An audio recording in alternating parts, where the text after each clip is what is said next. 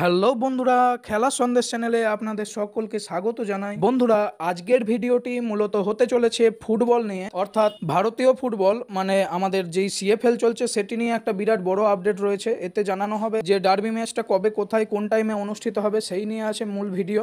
এবং তার সঙ্গে আরও রয়েছে বিশ্ব ফুটবলের, অর্থাৎ কোপা আমেরিকা চলছে সেটি নিয়েও একটা বড় নিউজ রয়েছে, এবং ইউরো কাপ চলছে সেটা নিয়েও একটা ভালো নিউজ রয়েছে। তো আপনাদের জন্য অনুরোধ, একটি লাইক করার পরে ভিডিওটি দেখতে থাকুন।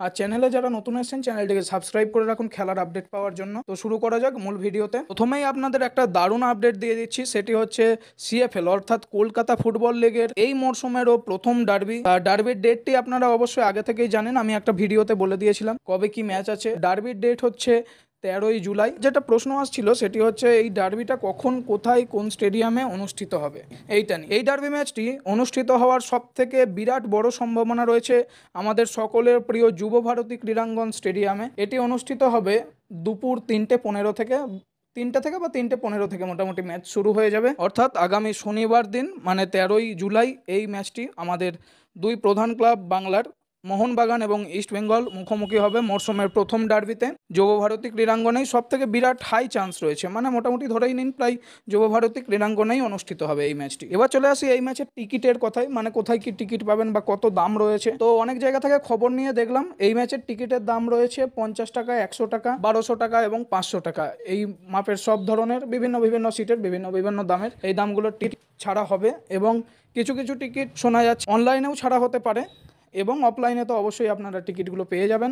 এবার চলে আসি ইউরো কাপের খবরে। অর্থাৎ রাত 12:30 থেকে অনুষ্ঠিত হয়েছিল ফ্রান্স বনাম স্পেন প্রথম সেমিফাইনাল ম্যাচ ইউরো কাপের।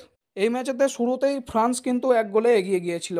কলোমুয়ানি তিনি গোল করেন 8 মিনিটের মাথায়, এবং তারপরে স্পেনের হয়ে সবথেকে ইয়ংগেস্ট প্লেয়ার বা এই ইউরো কাপের সবথেকে ইয়ংগেস্ট প্লেয়ার তিনি হচ্ছে ইয়ামাল, গোলটি পরিশোধ করেন 21 মিনিটের মাথায়। এর ঠিক আবার কিছুক্ষণের মধ্যে অর্থাৎ 25 মিনিটের মাথায় ওলমো তিনি আবার স্পেনের হয়ে আরেকটি গোল করেন, এবং 2-1 গোলে ফাইনালি ম্যাচটা জিতে যায় স্পেন।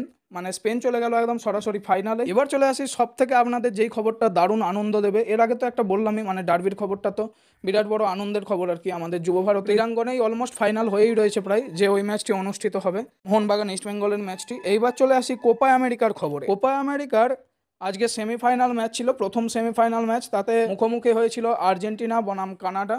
আজকে সকালেই অনুষ্ঠিত হয়েছে এই ম্যাচটি। এই ম্যাচে 22 মিনিটের মাথায় প্রথম গোল করে এগিয়ে যায় আর্জেন্টিনা, আর সেই গোলটি কে করেন এখন এই মুহূর্তে ইয়ংস্টার, তিনি হচ্ছেন অ্যালভারেজ গোল করেন 22 মিনিটের মাথায় প্রথম গোলটি করে 1-0 এগিয়ে দেয় আর্জেন্টিনাকে।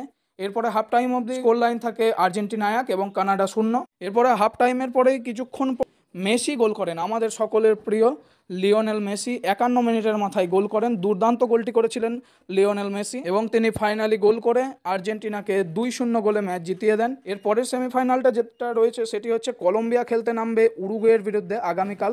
এই ম্যাচে যে জিতবে সে সরাসরি মুখোমুখি হবে আর্জেন্টিনার বিরুদ্ধে ফাইনালে, অর্থাৎ আর্জেন্টিনা ফাইনালে উঠে গেছে। আপনারা সকলে মজা করুন আর্জেন্টিনার সমর্থকরা। আর অবশ্যই আপনারা যদি বাংলার ফুটবলের ফ্যান হন অথবা আর্জেন্টিনার ফ্যান হন, তাহলে আপনারা অবশ্যই একটি করে লাইক করে দিতে ভুলবেন না ভিডিওটিকে। আর চ্যানেলে নতুন হয়ে থাকলে চ্যানেলটিকে সাবস্ক্রাইব করে রাখুন, আর সঙ্গে ভিডিওটি ভালো লাগলে একটু শেয়ার করে দেওয়ার জন্য অনুরোধ রইল সকলকে। ভিডিওটি দেখার জন্য অসংখ্য ধন্যবাদ আপনাদের সকলকে।